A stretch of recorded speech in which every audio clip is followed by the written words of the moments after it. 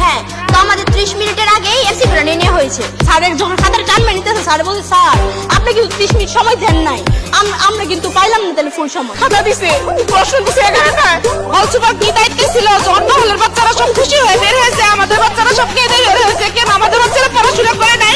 আমার সাথে কি ওই